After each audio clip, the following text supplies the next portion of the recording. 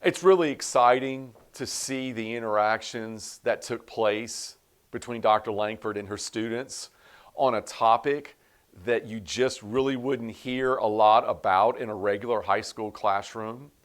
We do that all the time here. Our classroom discussions are entertaining, they're informative.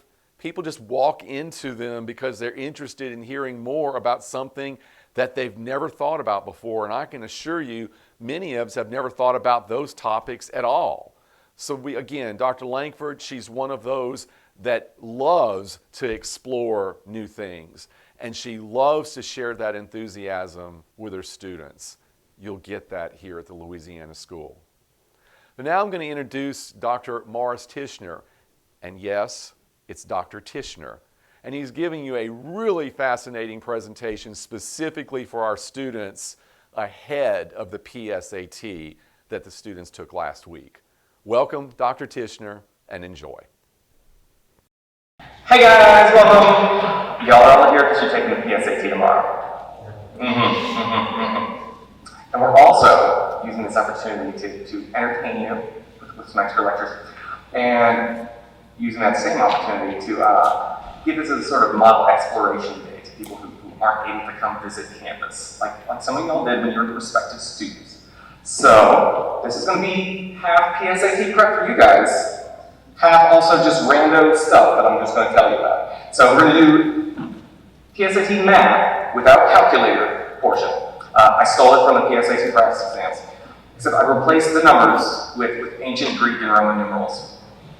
It's going to be amazing. You're going to have a great time. Okay, so outline, what we're going to talk about today. Arabic numerals, where do our numbers come from? The numbers that we use that you're going to see on the test tomorrow. We're going to talk about different numeral systems that were used in ancient Greece.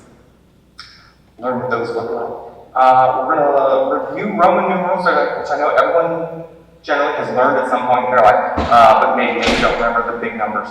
But we'll review those, and then we'll also see where those numbers came from, and do some weirder things that you don't normally learn with Roman numerals.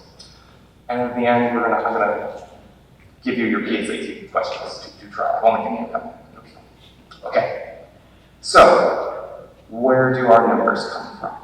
These words that we know. So when I ask numbers, I'm going to divide it into two things. So number one, where do the words come from?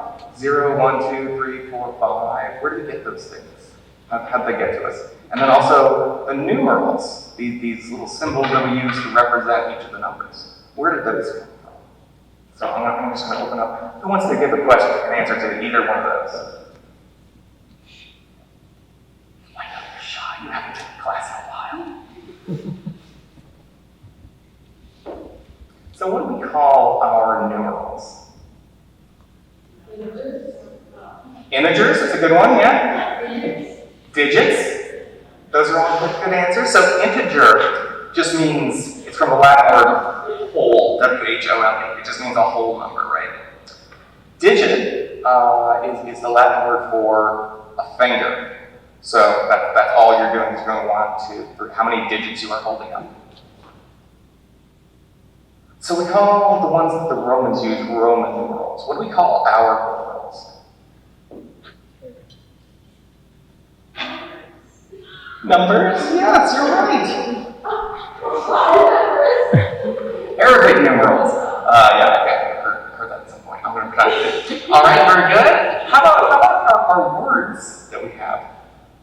We just learned them when we were kids, but where does English come from?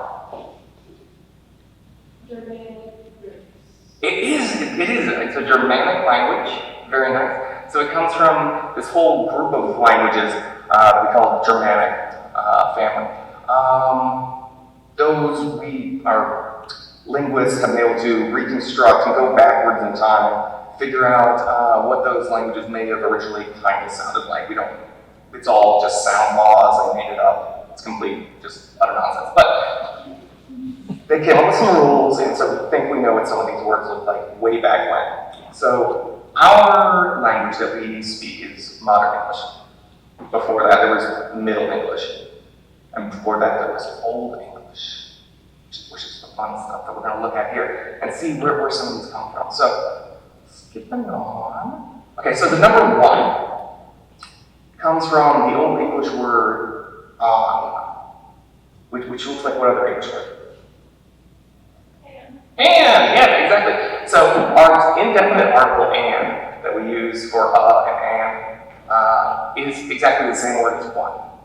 It just went through some different shifts in sounds. This came from the Proto-Germanic word we think any of the asterisks means is completely made up. We have no actual written evidence for this. But we've been able to reproduce something called eines, and from that, there's a bigger family. Combines Germanic, Indo-Iranian language groups, several other language groups, something that's called Proto-Indo-European. It's the source for Latin and Greek, and from Latin, most of the European languages, a lot of the Indian languages. The word the furthest back we can go from one is something called oines. So this would be the root for, how about Spanish? What is Spanish? Uno, nice. And French? Very nice. And German? Eins is very nice. They're all hidden right there. Eins is hidden right there. Un is from this oin, it goes through Latin unus, and then you drop off the plus ending. All right, 2. How do we pronounce that? Let's try. Toi. Oh, very nice. Although that sounds like 3 in French. Yeah. In Old English, we do toi, where we get words like twain. Have we ever heard that? I only know it from Robin Hood. Like he shoots the arrow and shoot one arrow to the other and it splits Robin's arrow in twain. I don't know, that's from the Disney movie. From there, we can go back to Proto-Ukrainian duo, which, let's try our other languages. French. Good, oh, look at that. How about German? Oh, how does that work? I guess there's got to be someone funny with twi right there, right? Okay. Spanish. Very good. Okay, good. 3. What is this? Have we ever seen this little guy? It's a letter that doesn't exist anymore. It's amazing. So, this one has anyone ever heard of something called the Futhorc? Oh, yeah. So, prior to Old English using the Latin alphabet, they had something called the runic alphabet. And you take the first, what's that, 5 letters? Which runic alphabet? Two, Thor. Yeah, 1, 2, 3, 4, 5, 6. Yeah, first 6 letters of the alphabet in English, and it comes up with what we call a runic alphabet, the Futhorc. And the third one of these is this TH thing. This was its own letter. It's called thorn.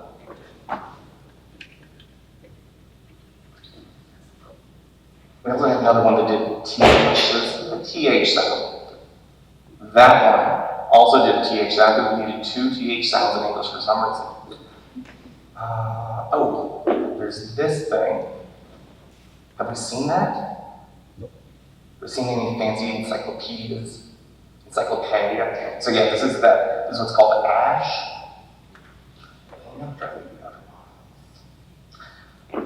There's win. This is sort of W sound. That one dropped off further. But this thorn is fun because it was how we spelled the word VED. And eventually this was just used in enough signs. And when we spelled stuff back in the day, we would add extra vowels like oldie, ye oldie, shapa. Right? So this is the thing. People got confused with the spelling there, and that's how we ended up with this anachronistic Y in ye oldie. But this is going to end up turning into 3 up there. From Proto-Germanic 3 Proto-Indo-European traits. the T just aspirates a bit there. Okay, 4 is Fior, Proto-Germanic Fidor, and Proto-European Quichor. I don't know, I can't really pronounce it very well, because they're not real languages. And then we have, they basically follow the same pattern of Old English, Proto-Germanic, Proto-European.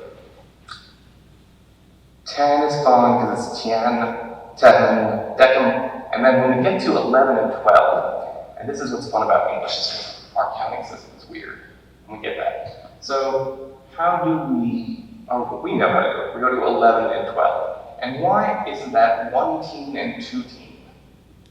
Have we thought about that? I would want to 10, 1 teen, 2 teen, 3 teen, or 13, 14, 15 to make sense. But this 11 is 2 separate words, Endlaufen from Proto-Germanic Einelif. So this is Eine from this Eines word. It's just 1 left. So we count to 10 and we have 1 left. And that's what 11 is. 12 is just 12, so 2 left, sort of idea. This doesn't actually go back to Proto-European because that counting system wasn't universal. 0, however, has a completely different thing. Did we get to this in math class? Did anyone learn about 0 in math? 0 is a weird number because for a while there wasn't a number. 0 from French zero, Italian zero, comes from the medieval Latin zephyrum, which comes from Arabic cipher, cipher. That's where we get the word cipher. It just means a nothingness. And that in turn comes from Sanskrit, void or nothingness. And those words are so called because it comes from Arabic, from Sanskrit, because that's where that numeral came from. For the longest time, and when you learn Roman numerals, there is no 0 numeral, because there was no 0 back then. It wasn't until the 7th century that the number 0 was actually theorized. And this has to do with the way numbers are written. Our numbers, we can trace back the actual forms pretty far until like the 3rd century BC to the Brahmi numerals there. They, 1, 2, 3, 4, 5, 6, 7, 8, 9. There's no actual 10. It's because there was no 0 idea. There is a separate number for 10, just like there's a separate number for 10 in Roman numerals, but there's no actual 0 or place number system. This idea of a place system, of having a tens place and a hundreds place and a thousands place that we take for granted, it was super new as far as number systems happen. It wasn't until basically right around the time that Brahmagupta was theorizing the 0 glyph that we ended up getting the idea of tens place, hundreds place, etc. And that's the big thing, the big discovery, the different way of writing things that allowed us to do all the hard math that y'all are going to be tested on tomorrow. So the alphabets, we can see the Hindu alphabet. This is from the city of Gwalior. Goes to 1, 2, 3, 4, 5. That looks like 4 to me, but it's 5. 6, 7, 8, 9, and then they have this pumped, this sort of 0, this dot. That's going to be the 0. It's just a little placeholder that we have for a while. The big thing that happens, and why it didn't just stay, or how it spread from India and got to eventually these random Old English people that are hanging out at the far island of Europe, is that the Hindu numeral system was translated into Arabic by these 2 mathematicians, Al-Khwarizmi, that's a typo, I have an extra I in there, and Al-Kindi. So they wrote two different works, and these are the cool names of them. Al-Khwarizmi wrote, well, I'm not going to read the Arabic because I don't actually know how to pronounce it correctly. The Algoritmi de Numero Indor. That's the way it was translated from Arabic into Latin, and therefore entered Europe as that title. And that's because they could not spell his name, just like I accidentally misspelled the name right there. It was spelled in Latin algorithmi, which is where we ended up getting the word algorithm. Yes. He also wrote a book that was translated into Latin as Liber Algebrae et Almugaboy. This is the compendious book on calculation by completion and balancing. This has that word that we have to take, I think, 10th grade, right? Liber Algebrae, algebra. So that's literally just the word for balancing, for moving things from one side of one equation to another. So through different translations, it ends up being spread through Northern Africa. This is going to be the letter forms that were taught in Northern Africa through Spain, the Western Arabic, what's called the the Gubar writing system. This is, it's called ghost letters. Because when calculations were made, they were written on something called dust boards. So you have a board, and you just trace the letters into the dust. You can wipe it free at the end. These were the letter forms used for that. The same letters through Hindi goes into Eastern Arabic, the Sanskrit, and the Devanagari numerals come exactly from the same place. When we get to the Western Arabic different letter forms, they get brought into Europe like 3 different ways, at least. So in I'd say 10th century, but it's here, it says 11th century. It's right at the turn. This guy called Gerbert of Aurelic, brought it in. He was later Pope Sylvester II, but he was totally interested in all these different number theories. He wrote something called the apexes. We could call it that. This is the Latin plural of the word apex, apices. And what he had was these little tokens that you would put on different tables to show the different placeholders for the ones system, or the ones place, the tens place, the hundreds place, and the thousands place. What he didn't actually have was 0. What he would use was, instead of, you just not put a little token holding one of those 9 letter forms in there. The person that actually ended up bringing it into and popularizing it in Europe was this guy called Fibonacci. So, have you heard that name? What did he do? Yeah, the Fibonacci numbers, the Fibonacci sequence. And we've seen that written down with the boop, boop, boop, boop, and just make the giant number. Yeah. So, I think very, very interested in this idea. He wrote something called the Liber Abbaci. So, for those who take him, I see a couple Latinists in here.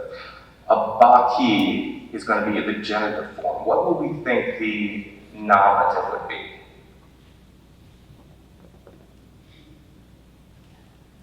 Ellis. Okay.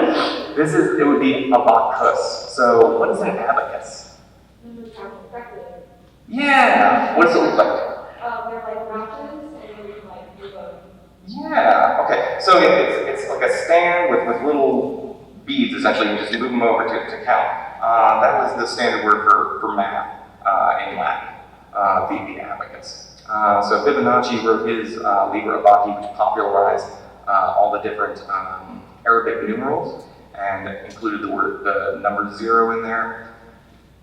What I usually end up reading in my own research is end up looking sort of like this. So it's very close to our Arabic numerals. It's just this little dude here, like that's 4, and the 5 is just like a 4. And I always hate that. This is Albert Major, the engraver, an artist who doing his version of 1 through 0. What really popularized and made everyone switch from Roman numerals for their actual math to Arabic numerals was the invention of print in the 15th century, or at least the popularization of the printing press at that time. Okay, so that was the background. I probably talked way too long already, but let's get to the actual Greek stuff here. So one thing that I like to do every time I learn a random language is just get the numbers 1 through 10. So that's what we're going to get right now. Ready? Okay, here we go. This is not going to be something that we're going to do for our little math one, but this is just so you know. For the number 1, there are these 3 different forms. There's Hes, Mia, and Hen. Who's here? Who do I know? Sean, why are there 3 forms here? 3 different genders? 3 different genders, yes. So Greek and Latin and several other languages descending from that and many other languages throughout the world have gender to all their different nouns. And when an adjective describes it, an adjective like a number, it would have to agree with the noun that it's describing in gender. So if it's a masculine, one masculine thing, and this has nothing to do with actual biological gender, anything to that effect, it's simply grammatical gender. So just doing the standard Latin example, my finger, my digitus is masculine, my manus, my hand is feminine, my brachium, my arm is neuter, or neither. So we have masculine, feminine, and neuter. I like to just learn it in head, because it's going to show up in more stuff. How do we, I know none of y'all learned Greek yet, except for, yes. Okay. But how would we try to read this? I think it looks close enough to our English letters.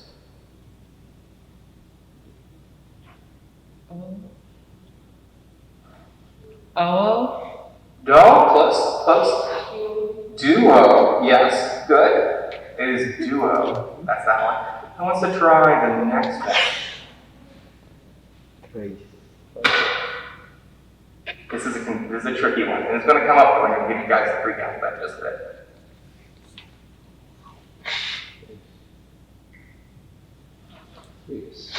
Trace and tria. So this letter here that looks like a P. Totally not a P, right?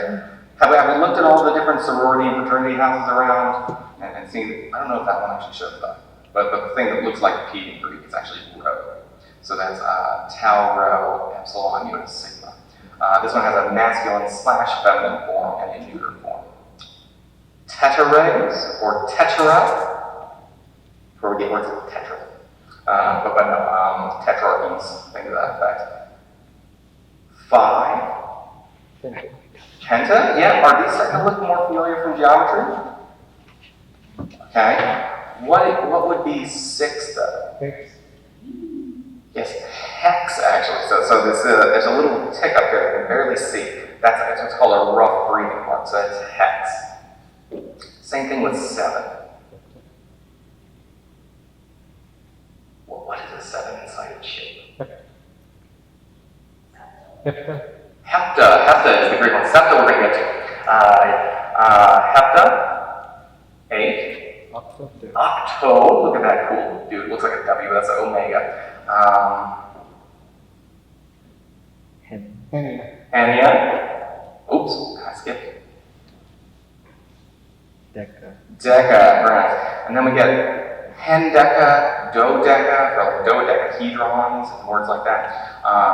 Hecaton, or a hecaton, that's 100 in Greek. What was that? Zillion.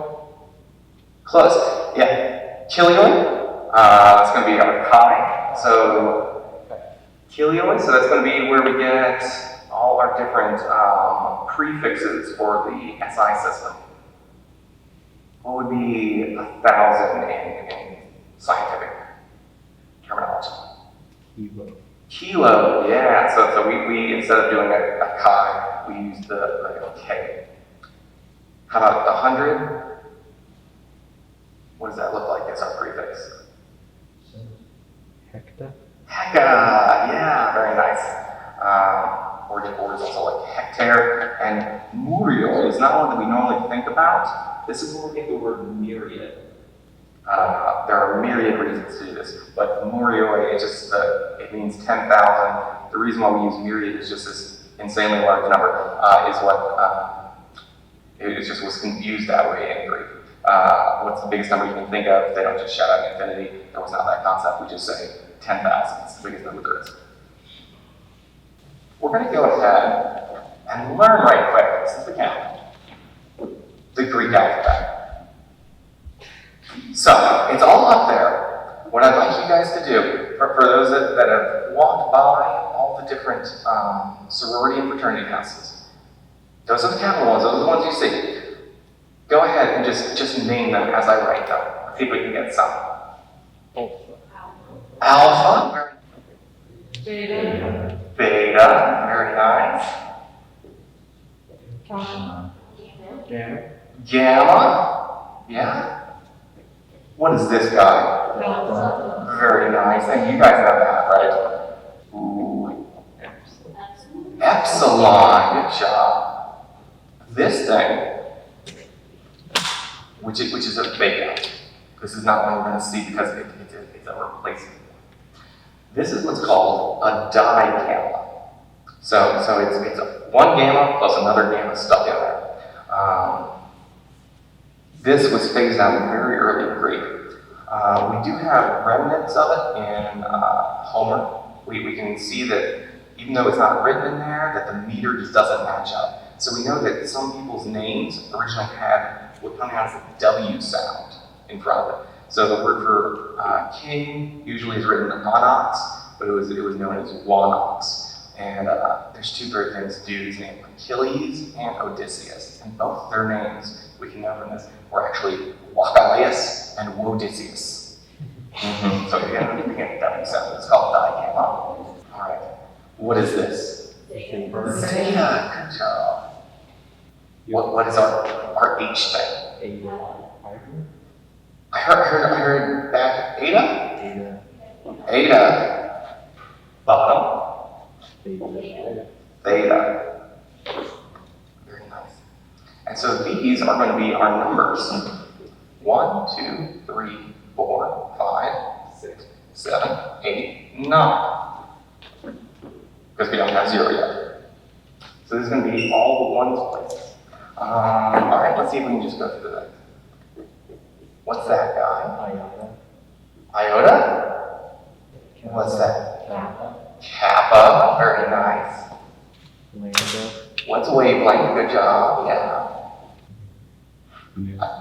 I heard mu. I heard nu. There's this thing. C or psi, I suppose. Oh, what's O? Oh, not quite omega. This is O micron. This is little o. Our favorite one. Pi. And then there's this thing over here, which is either the Bowie symbol or the gender neutral symbol. It is comma or kappa. This is another lost letter. What's this guy? Rho. Sigma, so it's actually two forms. Tau, very good. Upsilon. Phi, or phi, depending on how you want to do that one. Right, our kiloid we saw. Psi. Omega, which looks like a little bug down there. And finally, yeah, San or Sampi. It's a weird lost one.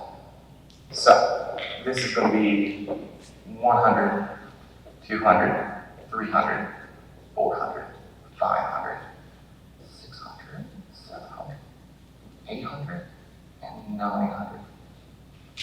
In basically the 3rd century BC to about the 5th century AD, they only used uppercase letters for writing in Greek.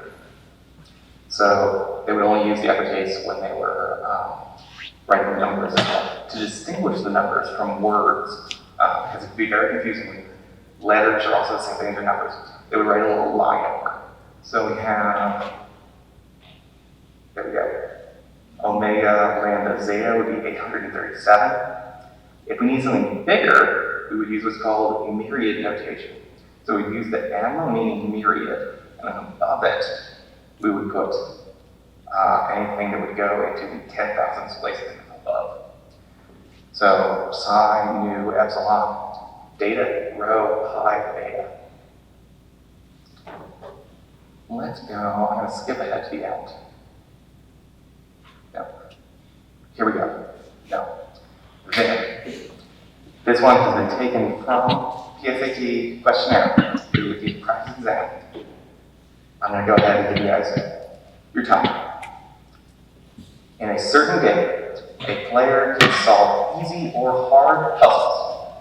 A player earned lambda points for solving an easy puzzle, and psi points for solving a hard puzzle. Tina solved a total of new puzzles playing this game, and earned alpha, san, nu points in all. How many hard puzzles did Tina solve? Man, go for it.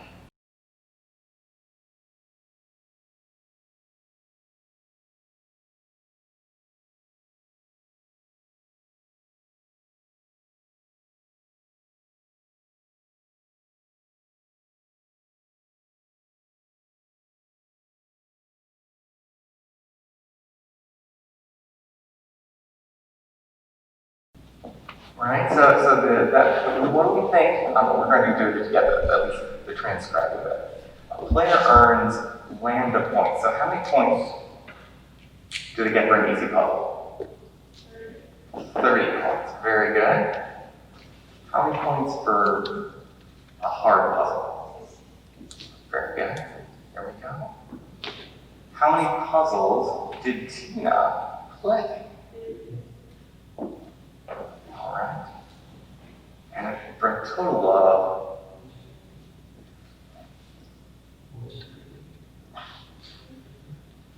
14. See, but I thought the first one was 1. It is. Would it be 951? It looks like 951. But this 1 comes before the 950, so it's 1,950. Alright, so the answer is C. close. B. B. So B is, what number is that?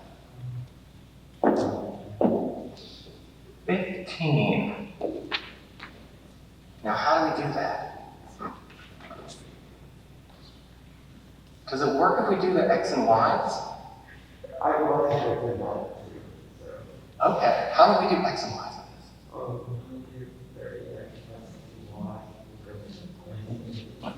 30x plus 60y equals 1950. Very nice.